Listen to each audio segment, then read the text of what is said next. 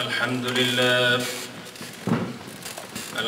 لله نحمده ونستعينه ونستغفره ونؤمن به ونتوكل عليه ونعوذ بالله من شرور أنفسنا ومن سيئات أعمالنا من يهد الله فلا مضل له ومن يضلل فلا هادي له ونشهد أن لا إله إلا الله وحده لا شريك له ونشهد أن سيدنا وسندنا وحبيبنا وشفيعنا ومولانا محمدا عبده ورسوله أما بعد فأعوذ بالله من الشيطان الرجيم بسم الله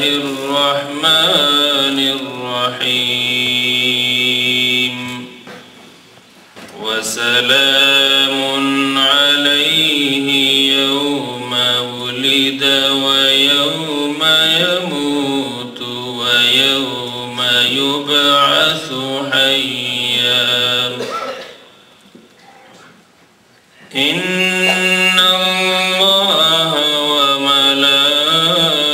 وملائكته يصلون على النبي يا أيها الذين آمنوا صلوا عليه وسلموا تسليما اللهم صل على سيدنا مولانا محمد وعلى آل سيدنا مولانا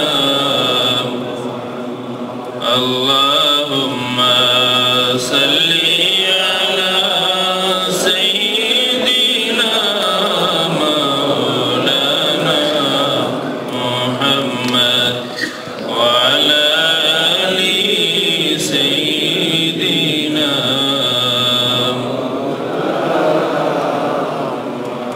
हाथ जोड़े ऐ खुदा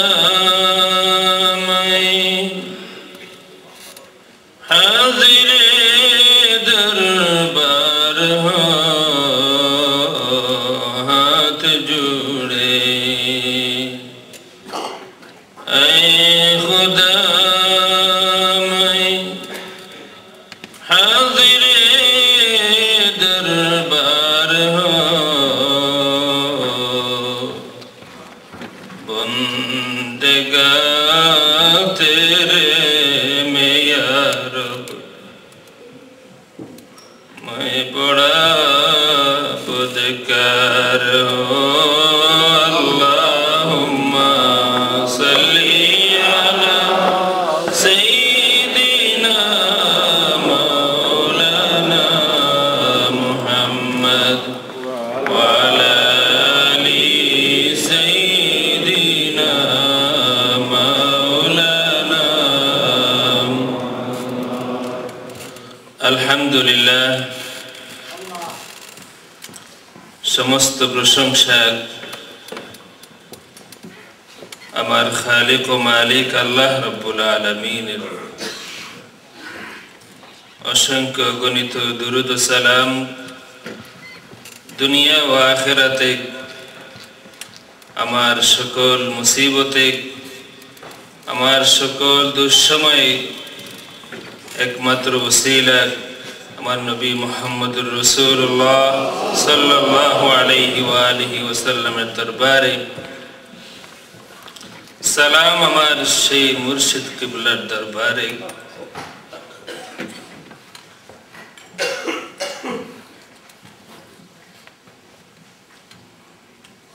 যার মেহেরবানিতে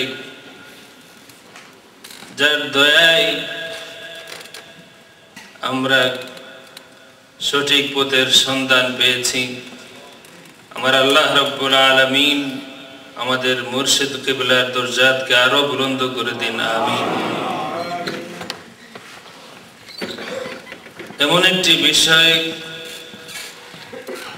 এ বিষয়ে আলোচনা আমার সাজেনা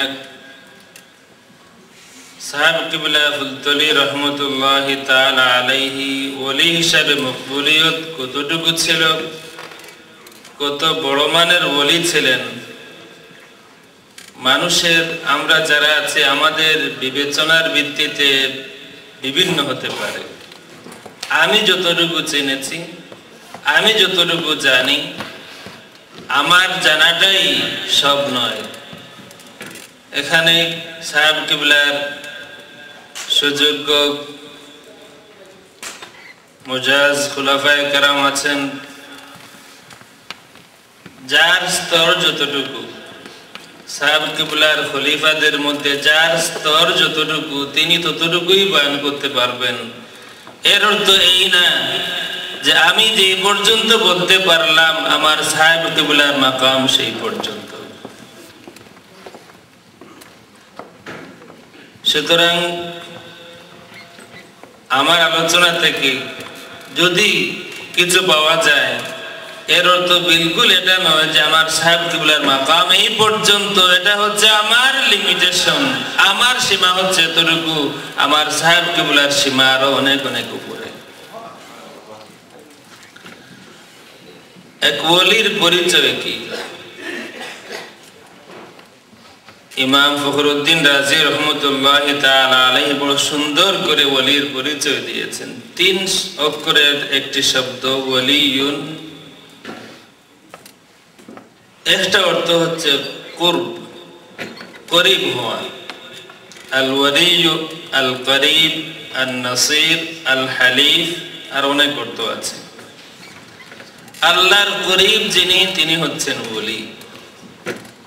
কিন্তু আল্লাহর করিব হওয়া যায় কি করে?